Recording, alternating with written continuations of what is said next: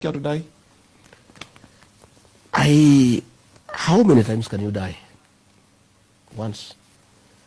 And nobody can die from morning to evening. You just snap like that and you are dead and buried. And life goes on. I am one Kenyan who has sacrificed and offered my life to liberate this country. And I'm willing. That's why I speak the way I speak. I don't care. Yeah, you've been making some pretty I don't care. bold statements. Somebody must speak. Using Githurai. Somebody must be brave enough, courageous enough, be patriotic enough, love his country enough to do what I do, to be a man of courage, to speak for the people, because people have been intimidated, people have been coerced, people have been bribed. Nobody speaks for the people of Kenya. If I too became a coward and get intimidated by William Ruto and keep quiet, who will speak for the people of Kenya? Somebody must speak for them. Just like the Gen Zs who went to the streets and paid for their lives. We too are willing. Whatever it takes, you know. That's why William Ruto harasses me every day. In November, he sent goons to kill me in Limuru under police escort. Up to today, the people who wanted to kill me have never been arrested. Pictures are all over. I had the DCI the other day telling me to go and report to police. When they saw the violence, they saw the pictures, they did nothing about it. Then I went to Shamata in Nyandarua. A policeman threw tear gas at me. You know, the Christians, that policeman is still there. Here he was promoted from an inspector to chief inspector. You know, another day Pastor Dorcas was having a Christian prayers here in Nyeri. A leader of the criminal gang who now works directly under the president and the deputy president went and with other criminals chased her away from the meeting, harassed Christians. Nothing has been done. Another day, in a manner similar to what happened in Kiambaa Church, where William Ruto was part and parcel, goons were sent by the president to PCA Mweki Church to attack me and Christians inside the church. They discreted the altar. The MCA for Umoja is the one with the governor who had sent those criminals under the direction of William Ruto. Today, nobody has ever been arrested. Yesterday, goons were sent to disrupt the launching of my party. They came under police escort. You have heard the CS Interior saying that those people who are throwing stones at us and attacking us, that they had come and were not paid. To start with, we don't pay people to come to our meetings the way William Ruto does. He has to pay people to go to his meeting. I don't pay anybody to come to my meeting. Those are gangs. And the CS should know. Even lying requires some little intelligence. You know, people are very intelligent. So the president has been trying to intimidate me every day. And the story is that these people are your people. Like how do you... Every time you're doing a kamuktano, you get attacked. Like people are saying you're coming with a victim mentality because the underdog always wins. But let me ask you... But why if they are my people, they would be in prison by now for sure. If those people who attack me are my people and they are seen attacking me, they would have been arrested a long time ago. That the reason why you don't want to press charges is because you know... How do I press charges against them? If I report to the police, I wrote to the Inspector General, he did nothing. Where am I supposed to press charges? So criminal matters are dealt with by the police and the Director of Public Prosecutions. They are not civil matters. If it was civil matters, I would sue the president because he's the one who does these things. But the Constitution gives him immunity. You cannot take him to court as long as he's president. So what other legal remedies are there? So you have nothing to do with these people who come in? How would I have anything to do with the people who are attacking my meetings? And if they are my people, why don't they arrest them? By now, they should have been arrested and charged. You know? What I know is that they want to harass the private guards who guard me.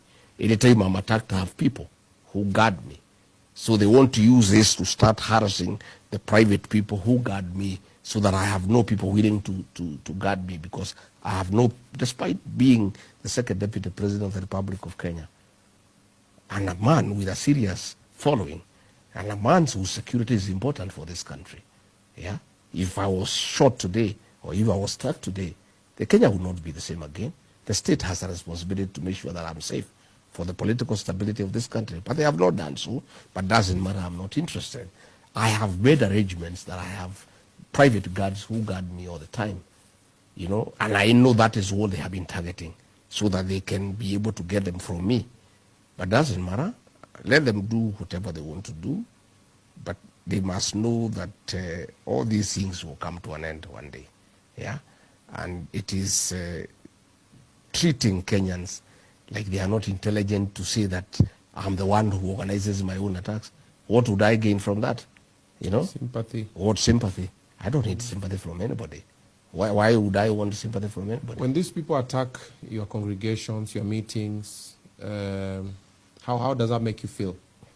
I feel terrible because this is a country of the rule of law. This is not a country of the rule of jungle. You know, it is so sad that a president can use goons to settle political scores. And he must accept that I have moved on. I will not support him, and I no longer support him with my supporters. And there's nothing he can do. He cannot force us to support him by force. He just has to go and look for support elsewhere. Yeah? But, you know, they had wanted me to stay in the house. They thought after they removed him from office, I would stay here and be crying here. So they don't want me to go out there where the people are. That is why the attacks were there. Because they thought I'm a coward, that they would attack me once, twice, and then I chicken out, I come back and fear.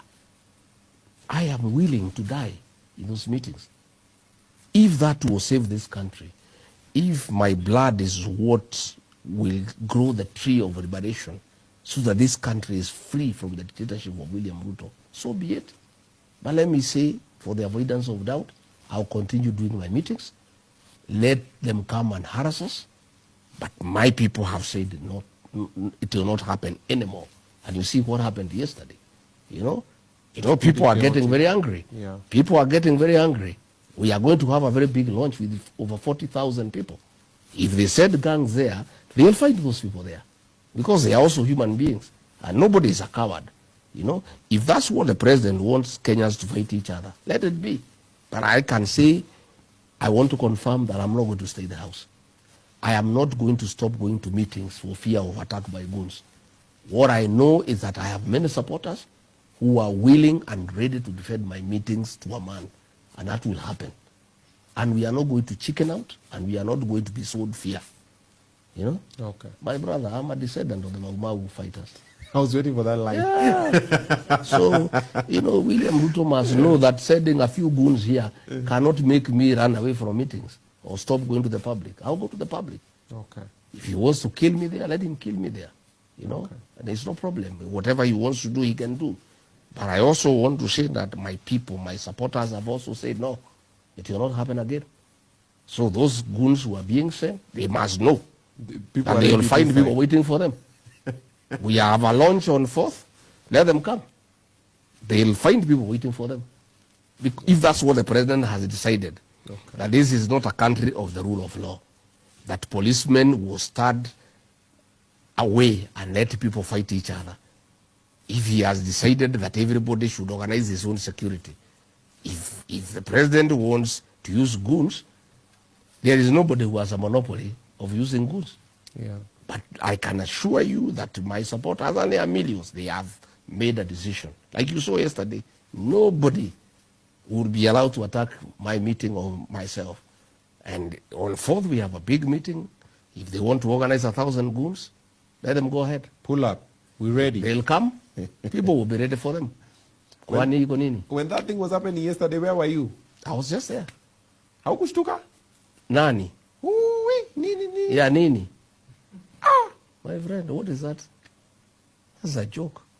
Sisi ni tuko pale, sisi ni chuma ya zamani. Tiaga sulitoka teke. Sisi ni chuma ya zamani. So, na hakuna mtu atatutoa kwa mkutano. Okay. We will not stop building our party. We will not stop liberating this country. We will not stop speaking out for the people of this country because of a few goons who are being organized by William Ruto. Let him know that we are also men. And we'll wait for them. There's no problem. Okay. Yeah. Did you see what happened in Buterega?